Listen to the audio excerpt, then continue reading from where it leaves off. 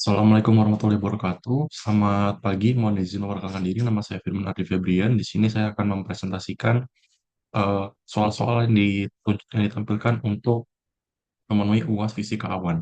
Baik, di sini saya dari kelas Meteorologi 5A dengan NPT 1122036 dengan dosen pengampu itu Bapak Aris Kristianto. Mohon izin untuk share screen.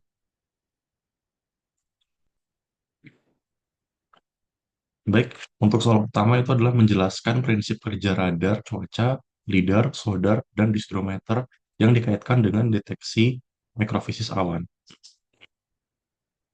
Yang pertama, radar cuaca. Prinsip kerja radar cuaca melibatkan pemancar dan penerimaan kembali sinyal yang dipantulkan. Sensor memancarkan energi berupa gelombang pendek yang bergerak menuju objek dan dipantulkan kembali ke sensor. Informasi yang diperoleh dari sinyal pantulan mencakup magnitud, fase sinyal, waktu tempuh antara pemancaran dan penerimaan, polarisasi, serta frekuensi yang mempengaruhi efek Doppler. Dalam studi mikrofisika awan, radar meteorologi digunakan untuk mempelajari struktur internal awan serta mengamati perilaku partikel di dalamnya. Ketika gelombang radar berinteraksi dengan awan, berbagai elemen seperti tetesan air, kristal es, atau hujan akan memantulkan gelombang dengan karakteristik tertentu yang bergantung pada ukuran dan bentuk partikel. Hal ini terekam dalam nilai relativitas atau biasa disebut dengan DBZ. Radar cuaca memiliki sejumlah keunggulan dan keterbatasan. Salah satu keunggulannya adalah kemampuan menyajikan data lebih akurat dan kontinu, sehingga berguna untuk pemantulan cuaca secara real time. Namun, radar cuaca juga memiliki beberapa kelemahan, seperti ketidakmampuannya dalam menembus hambatan fisik seperti pohon atau bangunan tinggi yang bisa disebut dengan blocking. Selain itu, radar cuaca sensitif terhadap faktor topografi dan pergerakannya yang dapat mempengaruhi kualitas data yang dihasilkan. Keterbatasan lainnya adalah adanya blind spot, yaitu area di mana radar tidak dapat mendeteksi objek yang berada tepat di atasnya, karena konsep perputaran radar adalah eh, 360 derajat namun tidak bisa men-scanning horizontal 90 derajat di atasnya. Selanjutnya adalah lidar. Lidar merupakan untuk mengukur jarak yang memancarkan sinar laser dari pemancar ke suatu permukaan. Kemudian menghitung waktu yang diperoleh oleh sinar tersebut kembali ke reseptor. Teknologi ini memanfaatkan sinar laser untuk menentukan ketinggian, menganalisis struktur, serta mempelajari mikrofisis awan. Lidar dapat mengidentifikasi jenis partikel seperti tetesan air atau kristal es, serta memetakan distribusi awan dan ukuran partikel di dalam awan. Selain itu, lidar digunakan untuk memantau polusi udara dan mendukung prediksi cuaca, menyandarkan data yang lebih akurat untuk pengelolaan atmosfer. Selanjutnya adalah sodar. Sodar merupakan sistem yang serupa dengan radar, namun menggunakan gelombang suara. Alih-alih menggunakan gelombang radio untuk mendeteksi, sistem ini dapat digunakan dalam berbagai aplikasi yang memerlukan informasi mengenai angin dan ketinggian atau stabilitas atmosfer, terutama jika efisiensi waktu dan biaya menjadi prioritas. Beberapa aplikasi umum sodar meliputi studi dispersi atmosfer, penentuan lokasi energi angin, peringatan angin geser atau wind shear, pemantauan angin dalam situasi darurat, analisis transmisi suara, dan penilaian komunikasi gelombang mikro, serta pemantauan pusaran udara di sekitar pesawat. Selanjutnya adalah disdrometer. Disdrometer adalah alat ilmiah yang digunakan untuk mengukur ukuran, bentuk, kecepatan jatuh tetesan air hujan. Alat ini berfungsi dengan mendeteksi tetesan air hujan yang mengenai permukaannya, lalu menganalisis sinyal tersebut yang dihasilkan untuk menentukan karakteristik fisik tetesan tersebut. Jadi, tetesan air akan melewati di antara kedua alat tersebut yang di antaranya itu terdapat sinar laser yang kemudian akan dideteksi seberapa besar ukurannya dan seberapa deras intensitas dari hujan tersebut. Teks selanjutnya adalah menggambarkan dan menjelaskan teori elektrifikasi dalam thunderstorm. Baik, di sini kami menggunakan data dari NOAA, ini merupakan sumber dari NOAA. Dalam dalam awan badai ya, pada gambar satu, aliran udara mengangkat kristal es bermuatan negatif ke bagian atas awan, sementara partikel graupel yang lebih besar dan lebih padat cenderung bertahan di tengah atau jatuh ke bagian bawah awan. Akibat distribusi ini, bagian atas awan memiliki muatan lebih positif sehingga bagian tengah hingga bawahnya didominasi oleh muatan negatif. Gerakan udara ke atas dalam badai bersama dengan angin di lapisan atmosfer yang lebih tinggi menyebabkan kristal es di lapisan atmosfer yang lebih tinggi menyebabkan kristal es kecil bermuatan positif di bagian atas awan menyebar secara horizontal. Pada gambar 2 dijelaskan untuk area yang dikenal sebagai landasan awan petir. Meskipun pengisian energi ini adalah mekanisme utama dalam pembentukan muatan dalam badai petir, pergerakan udara seperti updraft dan downdraft dapat mendistribusikan sebagian muatan tersebut ke wilayah lain. Selain itu, terdapat akumulasi kecil namun signifikan dari muatan positif di dekat bagian bawah awan yang disebarkan oleh curah hujan yang lebih hangat. Pada gambar 3 dijelaskan yaitu penjelasan sebelumnya, dan kemudian ketika muatan negatif dalam awan bertambah, permukaan tanah bereaksi dengan kembang-kembang positif. Fenomena serupa terjadi dengan muatan positif di landasan awan yang dapat memicu penumpukan muatan negatif di permukaan tanah dan bawahnya bahkan pada lokasi yang jauh di dasar awan. Soal selanjutnya adalah menjelaskan beberapa koreksi terhadap teori pertumbuhan difusi tetesan hujan, proses mekanisme cloud seeding pada awan hangat dan awan dingin, perbedaan mendasar persamaan 1D, 2D, dan 3D pada model numerik awan. Di sini terdapat yang pertama, yang jawaban pertama yang A, yaitu terdapat 5 koreksi terhadap teori pertumbuhan difusi tetesan awan, yaitu ada kinetic effect, unsteady downdraft, ventilation effect, statistical effect, dan non-stationary growth. Yang pertama adalah kinetic effect, yaitu laju perpindahan panas, massa, dan momentum antara tetesan dan lingkungannya, bergantung pada bilangan Knudsen I per R yang berikut dengan yang terjadi dengan ketentuan bilangan Knudsen. Jika IR kurang dari 1, maka medan uap dan suhu dianggap kontinu. Tukaran dijelaskan dengan pendekatan kontinuitas Maxwell. Jika IR lebih dari 1, maka medan uap dan suhu tidak dianggap kontinu. Pertukaran dijelaskan dengan teori tumbukan molekuler cocok untuk penerapan udara di bawah 0,06 mm, maaf mikrometer. Tetesan harus bergerak pada jarak tertentu sebelum bertemu dengan uap di udara atmosfer.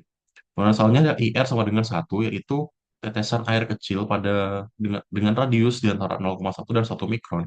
Pendekatan molekul bebas kontinuitas pada Maxwell tidak berlaku. Selanjutnya adalah ventilation effect.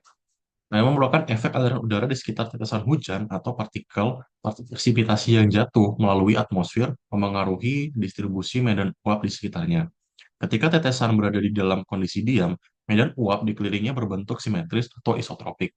Namun, saat tetesan hujan jatuh, aliran udara mengubah medan ini dan meningkatkan laju perpindahan panas dan massa, terutama pada sisi tetesan yang menghadap arah jatuhnya. Pada tetesan kecil, efek ini cukup signifikan dalam mempengaruhi pertumbuhan tetesan melalui difusi uap air. Namun, untuk tetesan yang lebih besar mempengaruhi aliran udara sering dianggap kecil karena pertumbuhan tetesan tersebut lebih banyak ditentukan oleh proses tabrakan dan penggabungan atau koalesensi antar tetesan. Selanjutnya adalah non-stationary growth. Pertumbuhan tetesan air dalam kondisi yang tidak stabil terjadi akibat perubahan dinamis antara uap air dan suhu di sekitarnya. Hal ini menyebabkan permukaan tetesan secara terus-menerus mengalami pengembangan dan penyusutan. Karena tetesan bergerak, kondisi difusi di sekitarnya harus terus-menerus menyesuaikan, sehingga lapisan suhu dan uap air di sekitar tetesan harus beradaptasi dengan cepat. Proses difusi molekuler membutuhkan waktu setidaknya 10 mikrodetik untuk mencapai kondisi stabil di sekitar tetesan. Namun dalam perhitungan, efek difusi ini sering diabaikan karena perubahan terjadi dalam waktu yang sangat singkat. Pendekatan yang lebih sederhana biasanya dilakukan karena lebih efisien menggambarkan proses tetesan di bawah kondisi dinamis tersebut. Selanjutnya adalah unsteady updraft. Eh, Unsteady updraft merupakan daerah yang percepatan dan kelambatan arus udara naik di dalam awan. Kondisi ini dapat memperluas spektrum tetesan dengan terus mengaktifkan inti kondensasi baru. Namun, selain membentukkan tetesan baru di area presipitasi, efek ini memiliki dampak yang sangat kecil terhadap evolusi ukuran tetesan. Selanjutnya adalah statistical effect. Variasi dalam riwayat pertumbuhan tetesan hujan disebabkan oleh perbedaan jalur evolusi yang dialami setiap tetesan akibat tingkat supersaturasi yang bervariasi di lingkungan awan. Perbedaan ini menghasilkan broadening atau pelebaran spektrum ukuran tetesan yang menyebabkan keragaman ukuran tetesan. Baik, selanjutnya adalah jawaban yang B, yaitu adalah cloud seeding. Sebelum itu kita akan menjelaskan cloud seeding itu adalah teknik modifikasi cuaca yang dengan menyemaikan awan yang bertujuan meningkatkan CH dan mengurangi CH. Selanjutnya adalah cloud seeding pada awan hangat. Kalau cloud seeding pada awan hangat dapat dilakukan hanya ketika yaitu dengan beberapa cara. Yaitu pertama, bukan beberapa cara, beberapa tahapan, yaitu dengan pertama memilih awan yang tepat sebagai target atau awan CB yang berada di atas daerah tangkapan air atau catchment area seperti bendungan. Yang kedua adalah membuat bahan larutan garam sebagai bahan semai. Bahan semai dibawa menggunakan pesawat untuk melakukan penyemaian. Yang kedua, penyemaian dilakukan dengan cara menyemprotkan larutan garam ke dasar awan. Larutan tersebut bersifat higroskopis yang akan menyerap uap air di sekitar partikel. Partikel-partikel tersebut akan tumbuh melalui kondensasi dan akan terus tumbuh ketika partikel naik lebih tinggi oleh arus udara dalam awan. Partikel besar dan tetesan kecil akan bertabrakan dan menggabungkan menjadi tetesan yang lebih besar melalui koelensi. Tetesan akan menjadi cukup berat untuk jatuh sebagai presipitasi. Biasanya hujan terjadi sekitar 15-20 menit setelah proses penyemaian awan. Selanjutnya adalah cloud seeding pada awan dingin. Cloud seeding pada awan dingin itu memilih sama seperti awal tadi, memilih awan sebagai target atau awan dingin seperti CB, awan NB, awan CI. Eh, Pembuatan bahan semai yang memiliki struktur kristal seperti perak ioda atau AgI dan dry ice. Pemasukan bahan semai ke dalam awan dengan alat bantu misal pesawat atau aircraft atau generator dan lain-lain. Setelah dimasukkan dalam awan, bahan semai akan bertindak sebagai inti pembentukan es di mana uap air supercooled langsung berubah menjadi kristal es melalui proses deposisi. Kristal es akan menyerap uap air dari tetesan supercooled water di sekitarnya yang menyebabkan kristal es tumbuh lebih besar. Kristal es akan bertabrakan dengan penggabungan antara kristal es lain sehingga untuk kristal es yang lebih besar. Partikel es yang besar dan berat akan jatuh ke permukaan bumi sebagai salju dan mencair sebagai hujan jika melewati lapisan udara hangat. Jadi apa perbedaan untuk proceeding dingin sama hangat? Di sini ada yang pertama itu adalah eh, targetnya itu sebenarnya sama, itu awan CB, namun di sini kalau pada awan hangat digunakan untuk pada catchment area seperti bendungan. Namun di sini untuk yang awan dingin itu bertujuan untuk menjatuhkan partikel es. Dan bahan sema yang digunakan itu berbeda, yaitu kalau pada awan hangat menggunakan NaCl atau garam, dan pada awan dingin menggunakan silver iodide atau ya silver iodide dan dry ash.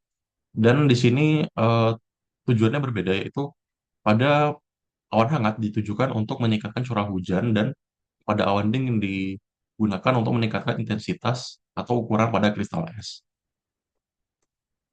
Selanjutnya adalah jawaban bagian C, atau apa perbedaan mendasar antara persamaan 1D, 2D, dan 3D. Eh, di sini dia gambarkan itu perbedaan mendasar terletak pada jumlah dimensi yang dipertimbangkan dalam analisis atau representasi. Pendekatan satu dimensi hanya mempertimbangkan pada tingkat satu dimensi, yaitu arah vertikal. Pendekatan dua dimensi memperhitungkan dua dimensi, yaitu arah vertikal dan horizontal, sehingga mencakup tinggi dan panjang. Sementara itu, pendekatan pada tiga dimensi atau 3D mempertimbangkan tiga dimensi sekaligus, yaitu salah satunya arah vertikal, dua arah horizontal yang mencakup tinggi, panjang, dan lebar. Selanjutnya adalah menjelaskan proses-proses dari gambar eh, presipitasi di bawah ini. Baik, mungkin ini penjelasannya sedikit singkat. Yang pertama adalah kondensasi, yaitu proses uap air atau vapor yang membentuk membuat air cair yang membentuk awan, yaitu cloud water. Dalamnya adalah evaporation, penguapan. Proses air menjadi uap sebelum mencapai permukaan air. Kemudian deposition, yaitu proses water vapor menjadi cloud es tanpa melalui fase cair. Kemudian adalah melting, proses pencairan cloud ice menjadi cloud water, serta snow dan graupel menjadi rain.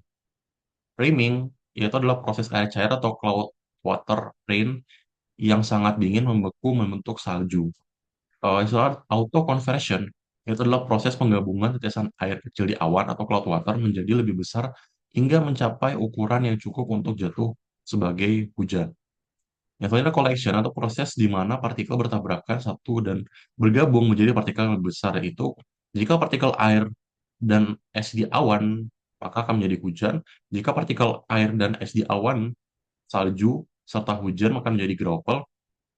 jika partikel es di awan menjadi salju. Soalnya ada conversion. Conversion adalah proses perubahan satu partikel menjadi partikel lainnya, di mana es dalam awan atau cloud ice menjadi salju atau snow. Collection of ice by rain itu adalah proses hujan yang menangkap partikel es untuk mencairkan partikel es. Kemudian ada shading. Shading merupakan pelepasan air cair yang dari permukaan yang lebih besar atau droplet menjadi tetesan yang lebih kecil sebagai hujan. Precipitation fallout yaitu proses akhir di mana partikel presipitasi atau sebagai rain, snow, dan droplet jatuh ke permukaan akibat gravitasi bumi. Baik, selanjutnya adalah soal yang membahas tentang eh, beberapa persamaan, yaitu adalah sebuah sebuah droplet atau tetes tumbuh dengan kondensasi dari radius 2 mikrometer sampai 20 mikrometer dalam XX menit pada suhu 1x, derajat Celcius dan tekanan pada 10x, kPa. Tentukan jenuh ambien atau es yang mengabaikan solusi dan kelangsungan dalam persamaan pertemuan awan. Di sini X menggunakan adalah jumlah MPT karena MPT saya 112200036 dengan dua digit terakhir 36, maka X akan digunakan sebagai angka 36, angka 3 dan 6. Di sini diketahui adalah ukuran kondensasi dengan radiusnya tuh 2 mm, 2 mikrometer sampai 20 mikrometer. Di sini dengan waktu 36 menit, yaitu karena di sini waktu adalah XX, maka menggunakan 36 menit atau 2160 second. Dengan temperaturnya itu adalah berarti 13,6 derajat Celcius dengan pressure-nya berada di angka 103,6 kPa atau bisa dibulatkan menjadi 1036 hektopascal. Di sini mendapatkan hasil yaitu jadi 100,08% untuk menentukan eh, jenuh ambien atau esnya berada di angka 100,08%. Selanjutnya adalah menghitung curah hujan milimeter per jam jika diketahui populasi droplet terdiri dari ukuran tunggal D sama dengan X, milimeter dengan kecepatan jatuh yaitu U sama dengan X, milimeter meter per sekon. Dan densitas droplet adalah 2 X, dengan tetes per meter kubik. Gunakan distribusi Marshall-Palmer. Di sini seperti soal sebelumnya, di sini menggunakan dua digit NPT terakhir yaitu 36, maka di sini X akan diisi oleh angka 36. Yang pertama adalah D, karena tadi NPT saya ada 36, maka digunakan angka 3,6 milimeter sehingga dibuat menjadi 3,6 kali 10 pangkat 3 meter. Dengan U yaitu 3,6 meter per sekon dan N adalah 23,6 tetes per meter kubik. Di sini adalah pertanyaan adalah R. Dengan total hasil R yaitu pada single droplet dengan persamaan Palmer didapatkan hasil 72 milimeter per jam. Selanjutnya adalah soal yang selanjutnya yaitu adalah awan orografis di suatu wilayah dengan ketebalan 2,xx kilometer mengandung uap air 0,xx gram per meter kubik. Sebuah tetes dengan jari-jari 0,1 xx milimeter pada puncak awan mulai jatuh melewati awan. Di sini kita diminta untuk menentukan tiga hal, yaitu ukuran tetes yang muncul pada dasar awan, waktu yang dibutuhkan tetes awan itu jatuh melalui awan, kemudian menentukan ukuran tetes pada bagian A yang muncul dari awan jika updraft sebesar 2,xx cm per sekon. Di sini seperti sebelumnya, X digunakan sebagai NPT karena NPT saya 1122036 dengan dua digit terakhir 36, maka X akan diisi oleh angka 36, angka 3 dan 6. Di sini untuk jawaban A didapatkan hasil yaitu eh, jumlah ukuran tetes yang muncul pada awan bawah yaitu sekitar 0,4844 sekon. Maaf, 0,4844. Dan dua pada nilai U itu didapatkan waktu sekitar 126,94 sekon. Dan untuk mendapatkan nilai RB yaitu 1,117 milimeter.